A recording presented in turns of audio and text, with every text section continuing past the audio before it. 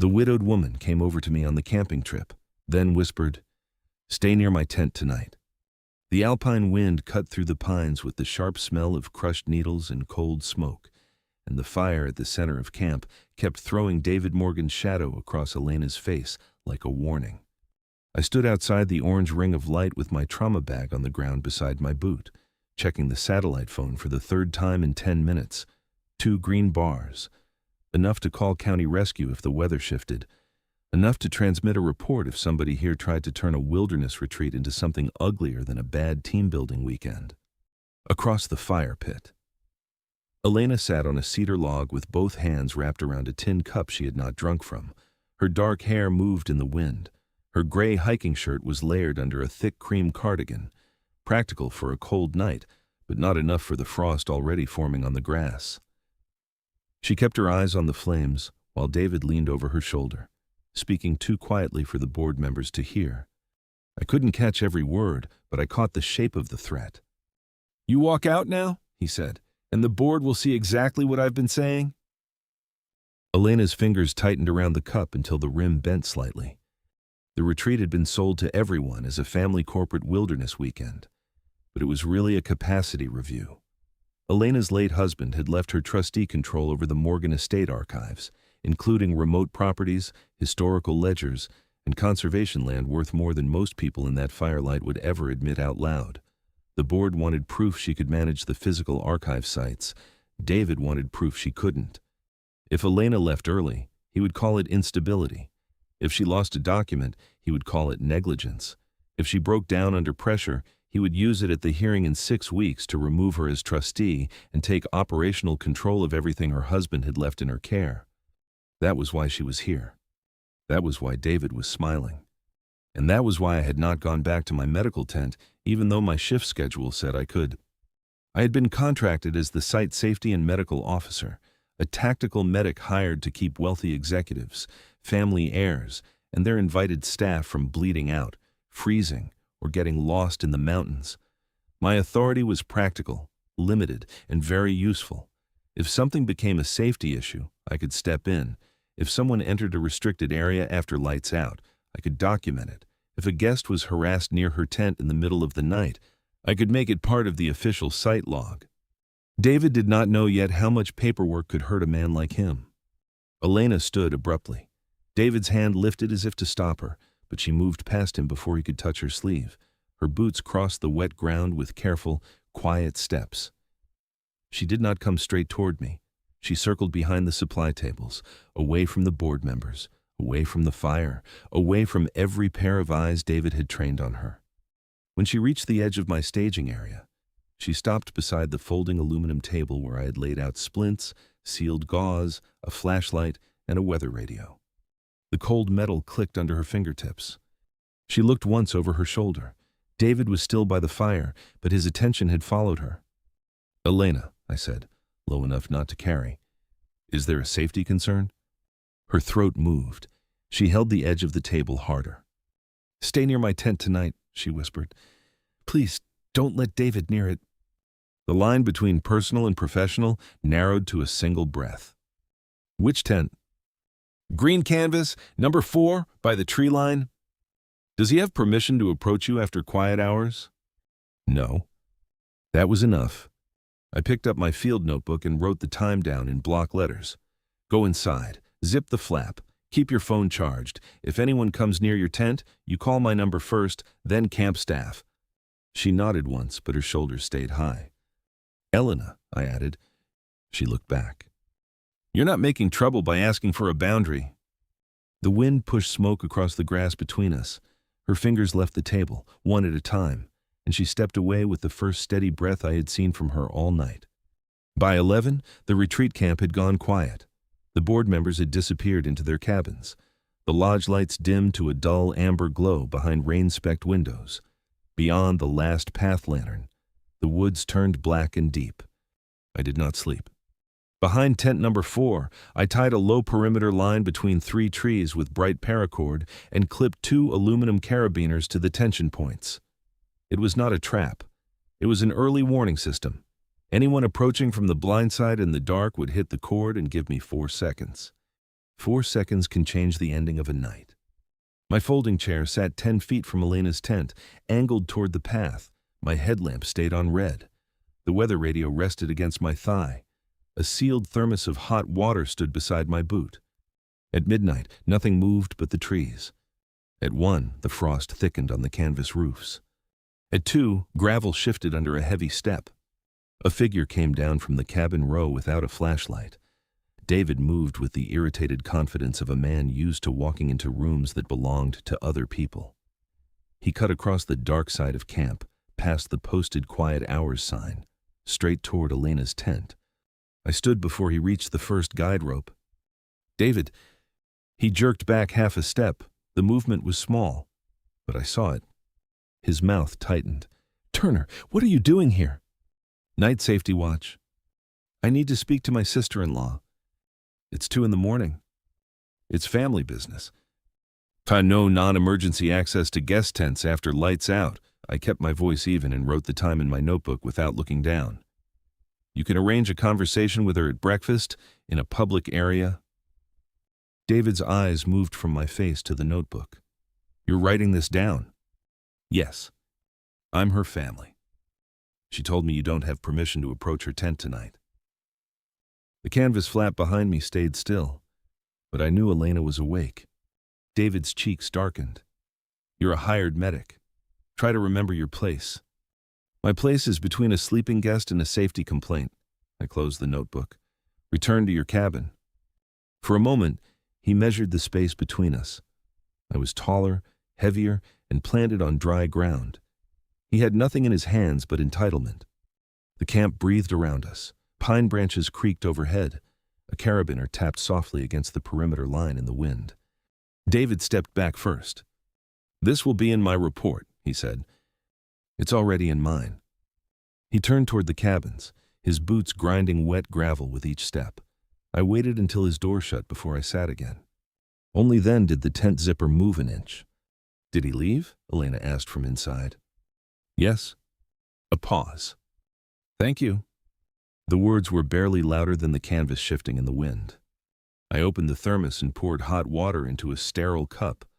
Then I set it by the tent flap, far enough away that she would have to choose to reach for it.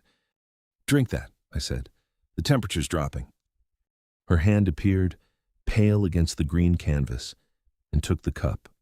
No more words passed between us that night. By morning, the sky had gone flat and gray. The fire pit was a circle of black ash. Camp staff moved around quietly, carrying crates of breakfast supplies and pretending not to notice the way David watched Elena from the lodge porch. I was at the medical tent, checking inventory on bandages and heat packs, when Elena came in with the cup from the night before in both hands. The cup was clean. She placed it on the table like a returned favor. "He didn't come back?" she said. "No. He will try something else." "Yes?" That made one corner of her mouth move, not quite a smile. "You're very comforting. I've been told I'm better with bleeding." This time, the smile stayed for half a second. The tremor in her hands was still there, not dramatic, not helpless, just the fine aftershock of a woman who had spent a night listening for footsteps. I poured fresh hot water into the cup and slid it toward her. "Hold this for a minute. I'm not fragile." "I didn't say you were. Your fingers are cold." She looked at the steam, then wrapped both hands around the cup. Behind her, David's voice rose outside the lodge doors.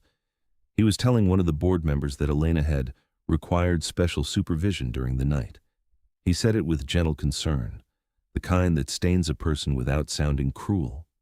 Elena heard him. Her shoulders tightened. I opened my field notebook to the night log and turned it so she could read the entry. 0203. David Morgan approached guest tent 4 after quiet hours without permission. Guest previously reported concern regarding unwanted approach. David Morgan, instructed to return to cabin, complied. Her eyes moved over the words twice. "You documented him," she said. "I documented the event. That difference matters to you?" "It matters in court." The cup stopped trembling. She looked up. "He filed to remove me as trustee. He wants operational control of the archives, the conservation land, the remote cabins, all of it. If the board thinks I'm unstable, he gets enough votes to take over before the hearing. Then we give the board facts. He controls the equipment assignments. He gave me the oldest tent, the worst pack, and a field inventory list with half the location markers missing. Bring me the pack. Her eyes narrowed slightly. You're going to fix it for me? No. I'm going to show you where it's been set up to fail. 10 minutes later, Elena dropped a faded red expedition pack onto my table. The left shoulder strap was twisted, the frame was loaded backward, 2 water bladders were packed at the far outside edge, pulling the weight away from the spine. Whoever had prepared it either had no idea how trail gear worked or knew exactly how to make a strong person look weak on a climb. I pointed to the load. This is why your shoulders hurt. I thought I packed it wrong. You packed what you were handed. She touched the buckle with 2 fingers, cautious now, as if the pack itself had been lying to her. I emptied the main compartment and repacked it slowly, speaking only when the instruction mattered. Heavy items close to the spine, soft layers outside, documents in a waterproof sleeve, emergency whistle on the chest strap, not buried in the side pocket. When I adjusted the tension lock, I guided her hand to the strap instead of doing it twice myself. Pull until you feel the frame settle against your hips, I said. She pulled.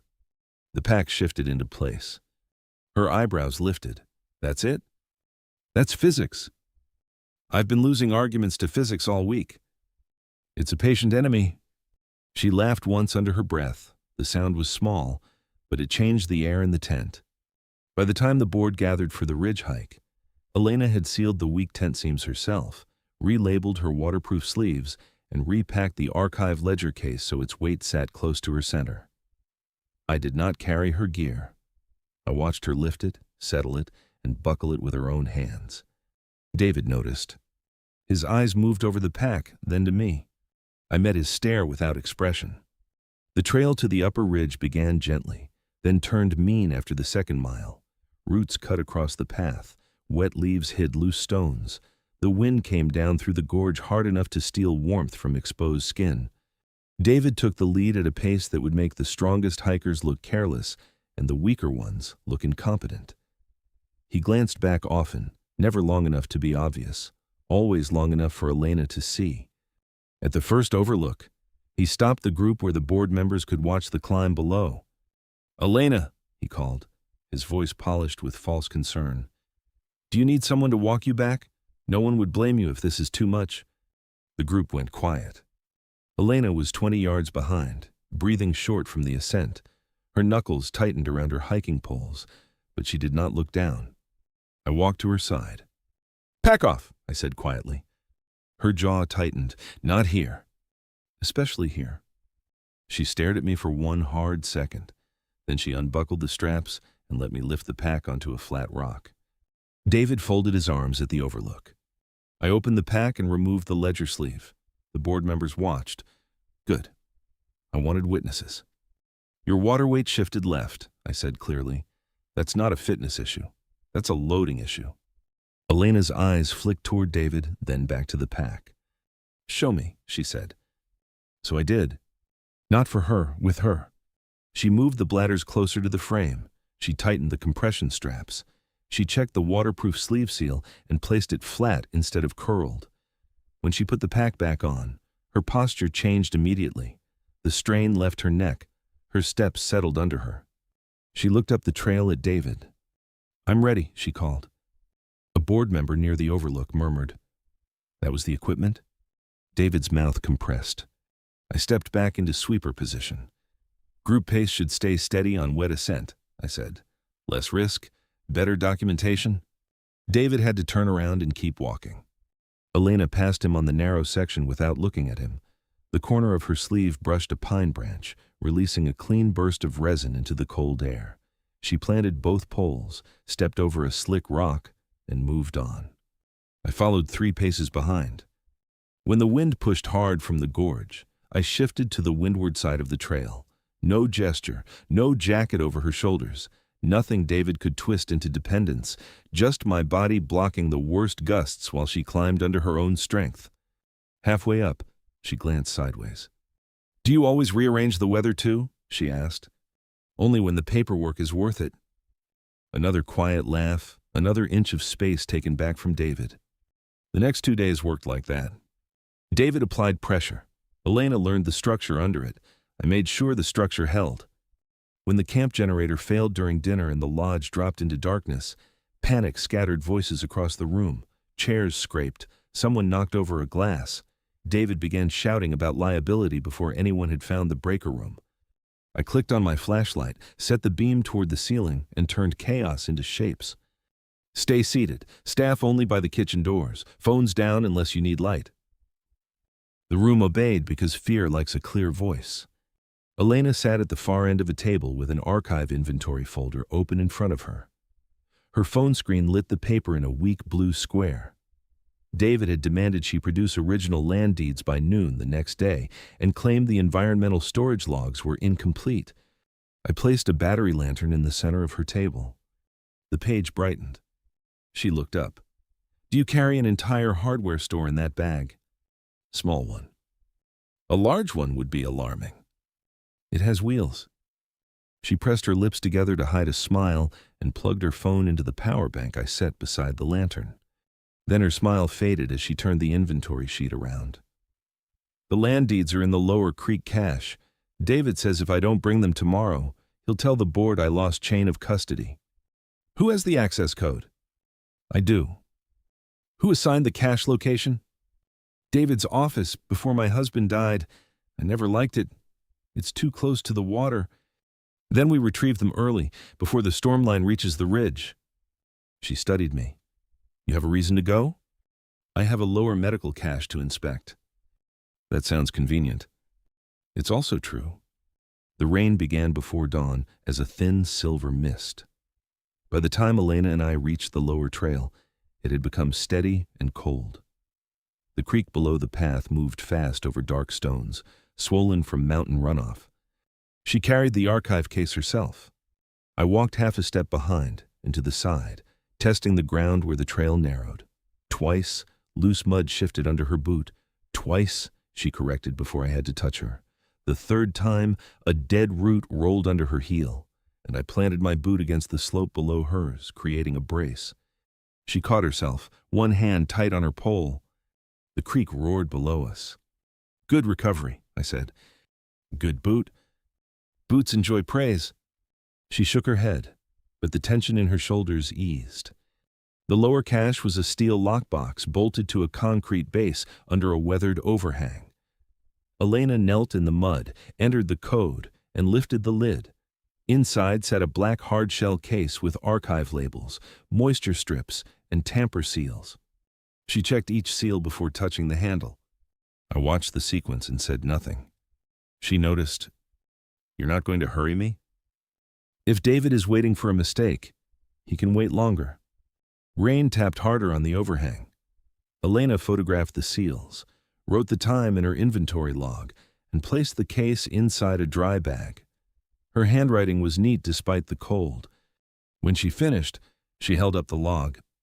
"Witness?" I signed beneath her entry. The moment the pen left the paper, the weather radio on my shoulder crackled. "Severe weather warning, fast-moving storm cell, flash flooding possible in low drainage areas." The creek answered before the radio finished speaking. Water surged against the stones, louder and darker than it had been minutes before. "We move now," I said. Elena locked the cache, lifted the case, and started up the slope. We made it 200 yards before the trail gave way. Mud slid under her left boot. She dropped to one knee, one hand still clamped around the handle of the case. The slope below her sloughed into the creek in a brown sheet. I was already moving. "Let go of the case," I called. "No." Her voice cut through the rain, clear and hard. "If it goes in the creek, he wins." She was right. I clipped a heavy carabiner to the case handle, locked the gate, and attached it to my harness. Then, I drove my boots into the mud above her and extended one arm. "Use my shoulder, not my hand." She understood immediately. My hand could pull her off balance. My shoulder gave her a frame. Her palm pressed against the reinforced fabric of my jacket. She climbed one step, then another. The case dragged behind us, scraping over rock and wet leaves. My legs burned. Mud filled the space under my boots. The creek ate at the bank below. The slope collapsed where she had been kneeling. She did not scream. She sucked in one sharp breath, shoved her boot into a root pocket, and kept moving. We reached the abandoned ranger station half a mile later, soaked, muddy, and carrying every document David had expected her to lose. The roof leaked in two corners, but held over the center of the room. I set the case on a dry bench and checked Elena first. Her lips had gone pale. Rainwater dripped from her hair onto the collar of her jacket. Her fingers were stiff around the inventory log. "Sit." She obeyed because the cold had started making decisions slower.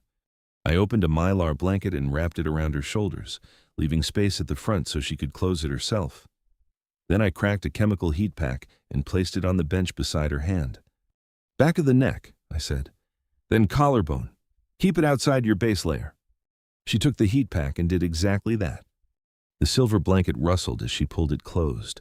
The sound filled the old station with a thin, papery warmth. I checked her pupils, her skin, her hands. No cuts, no fracture. Early cold stress, manageable. Only then did I look at the case. "Open the dry bag," I said. She blinked. "Now?" "Now, we document condition before David can invent one."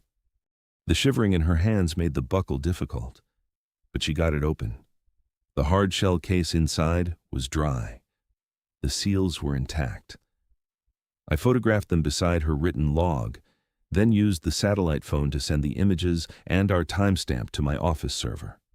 Rain beat against the ranger station roof. Elena watched the progress bar crawl forward until the upload completed. A breath left her, slow and visible in the cold air. "My husband died in snow like this," she said. I closed the satellite phone but did not speak over her. He went out when the avalanche warnings were already posted. I told him not to. David says if I had gone with him, I would have stopped him, or died with him. Some days he says one, some days the other. Her eyes stayed on the sealed case. The old version of me would have tried to fix the sentence with a better sentence, a clean line, something about guilt and storms and survival. Words are lighter than actions, and I had hidden behind plenty of them. Instead, I took the inventory log, turned to a blank line, and wrote the next step. Cache retrieved, seals intact, condition verified, images uploaded, witness Nolan Turner. Next action, deliver to lodge with 2 witnesses present. Then I handed her the pen. She looked at the line, then at me. "What do I write?" "The truth, in your hand." The rain hammered overhead. The heat pack steamed faintly against the cold air. Elena bent over the log, silver blanket around her shoulders, and wrote in careful letters. "I retrieved the archive case during severe weather. I did not abandon custody. I did not lose the documents." The pen stopped. Then she added one more sentence. "I am still the trustee." When she handed the log back, her fingers were steadier. The radio on my shoulder snapped with static. "Turner, this is Grant," my dispatch coordinator said. His voice broke in and out under the storm. "Access road washed out near cabin 3. We have an injury at the lodge. Severe arm laceration, possible lower leg fracture. Need you back." I keyed the mic. "Copy. Set dining hall as triage, clean table, boil water. Clear non-essential people away from the patient." Elena was already standing. "You're not carrying the case alone through that trail," I said. "I'm not leaving it here either." Then we moved together. The trip back took longer than 10 minutes and felt shorter than 1. Storm time does that. It steals the edges from everything. Trees bent over the trail, branches snapped in the wind. Twice. I stopped Elena with one raised hand while runoff cut across the path ahead of us. Twice, she waited, then crossed when I pointed. No arguing, no panic, no wasted motion. By the time we reached the lodge, the dining hall was full of wet boots, raised voices, and the copper smell of blood. Tyler, one of the younger guides, lay on the floor near the fireplace. A shattered window had thrown glass across the room when mud hit the lower cabin wall. His forearm was wrapped in a red-soaked towel. His right leg sat at an angle that made 3 board members look away. David stood over the lodge manager, shouting about property damage. Move, I said. People moved. I crossed the room, dropped to my knees beside Tyler, and took over pressure on the arm wound. Name? Tyler, he gasped. I know. I want you talking. His pupils focused on me. Good. Can you feel your foot? Yes. Good. Keep talking. I tore open a tourniquet package with my teeth, placed it high on the arm, and twisted the windlass until the bleeding stopped. Tourniquet applied, 1420, I called. Someone write that down. Elena's voice answered immediately. I have it. I did not look up, but something solid settled in my chest. She was beside the table, archive case at her feet, inventory log open on a dry chair, pen moving. Tyler, I said, cutting away the soaked pant leg with trauma shears. You're going to feel pressure, not a race. Breathe when I count. David pushed closer. We need him in my SUV right now. The road is washed out, I said, molding the splint around Tyler's lower leg. Back up. I am responsible for this property. You are blocking my light. His face twisted. You don't give orders here. Ia, Elena, David snapped, as if calling her name could drag the room back under his control. Tell your medic to stand down before he creates more liability. The room went quiet except for Tyler's breathing and rain striking the windows. Elena stepped between David and the table. Mud streaked her jacket. The silver blanket was gone, her hair was damp, her boots filthy, and her hands were steady around the inventory log. David, she said, her voice level, you will step back. His mouth opened. You assigned me a failing pack. You tried to approach my tent after quiet hours. You demanded original deeds during a storm. And now you are interfering with emergency care in front of witnesses. She turned slightly, not away from him, but toward the board members. I am asking everyone in this room to observe and remember that. No one spoke. David looked around and found no friendly face. Elena pointed to the far wall. Stand there, or leave the room. He stepped back. I secured the splint, checked Tyler's pulse below the injury, and watched the color in his face improve. Good, I told him. Stay with me. Elena crouched by the archive case, moved it away from the wet floor, and placed it on 2 stacked wooden crates. Then she returned to the log and wrote again. Not hiding, not shaking, not asking permission. The storm passed sometime after midnight, leaving the camp scraped raw and silent. Emergency crews reached us at dawn after county road workers cleared enough of the access route for medical transport. Tyler went out stable, pale but joking weakly about never trusting lodge windows again.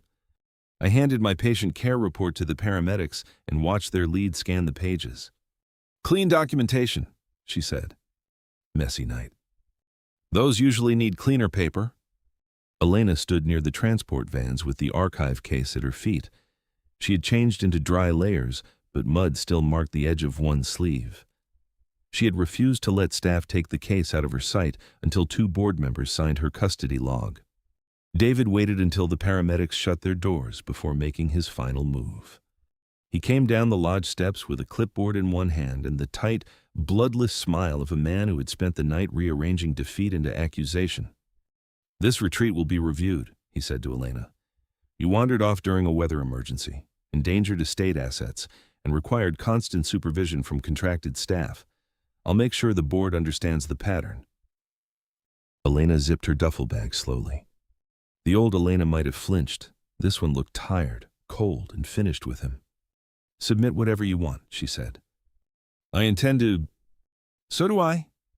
He blinked. She opened her folder and removed copies of the inventory pages. Here's my chain of custody log. Here are the seal photographs from the lower cache. Here are the witness signatures from 2 board members. And here is Nolan's site safety report, noting your attempt to approach my tent after quiet hours. David's eyes moved to me. I held out my own report, not dramatic, not triumphant, just paper. This is my signed medical and site safety report, I said. It includes timestamps, witness names, the storm warning, the triage log, and your interference during emergency care. Copies have already been sent to the retreat operator, the insurer, my office, and Elena's counsel. His fingers closed around the report, crushing one corner. You think this makes you untouchable? he asked her. Elena lifted the archive case by its handle. No, it makes me documented. Behind David, one of the senior board members cleared his throat. Mr. Morgan, I believe the board has enough to consider before the hearing. David turned on him. This is family business. No, the board member said. It is trust business. For the first time since I had arrived at that mountain camp, David had no line ready. The vans started their engines. Exhaust curled into the cold morning air. Pine smoke still clung to my jacket. Elena walked past David without lowering her eyes and placed the archive case in the board vehicle herself. Before she climbed in, she looked back at me. The distance between us was full of rainwater, paperwork, and things neither of us had said. Thank you for staying near my tent, she said. You made the call. You answered. Then she got into the van, and the mountain swallowed the sound of the doors closing. 6 weeks later, the city felt too polished. The Morgan Estate Board kept its offices in an old building with mahogany walls, brass fixtures, and hallways that smelled faintly of cedar polish instead of pine smoke. I stood outside the main conference room in a dark suit that fit well but felt wrong without the familiar weight of my field harness. In my left hand, I held a folder of route plans for a preservation tour Elena had asked me to review. In my right pocket, my phone buzzed once with a message from Grant. Don't glare at the board members. Some civilians scare easy. I typed back, no promises. Then the conference room doors opened. Elena stepped out first. She wore a navy blazer, simple and sharp, with her dark hair pinned back. No mud, no rain, no silver blanket. But when she saw me, her hand closed once around the leather portfolio at her side, the same way it had once closed around a hot cup in the cold. David came out behind her. His face told me the vote before she did. Elena stopped in front of me. For half a second, the hallway moved around us, board members, attorneys, assistants, polished shoes on old floors. Then she smiled. Unanimous, she said. I remain trustee. David has been removed from archive operations and barred from direct contact with remote site staff. I let out the breath I had been holding since the doors opened. Good. That's all you have? It's a strong word. Her smile widened, and there it was again. The small warmth that had started beside a dead generator and a ridiculous amount of emergency gear. David pushed past us without looking at me. He had no clipboard, no careful smile, no audience left to perform for. One of the senior board members paused near Elena. Ms. Morgan, we'll need logistics finalized for next month's preservation tour. Security, medical plan, route schedule, weather contingencies. Elena did not look at me for permission. You can coordinate that through my partner, Nolan Turner, she said. He'll be handling field safety and logistics with me. The board member nodded, not indulgent, not doubtful, respectful. Very good. When he walked away, the hallway finally quieted. I looked down at Elena. Partner? For logistics, she said. For logistics? And safety. Of course. And possibly coffee, if your emergency hardware store has room for a decent thermos. It has wheels, I said. She laughed, and the sound did something to the polished hallway that no expensive light fixture could have managed. Then her hand found mine. No tremor, no hesitation, warm fingers, steady grip. The first night in the mountains, she had asked me to stay near her tent because danger had followed her into the dark. Now she stood in daylight, in front of the people who had once doubted her, and chose where I belonged without fear. I did not reach for a radio. I did not check an exit. I held her hand and stayed. The end.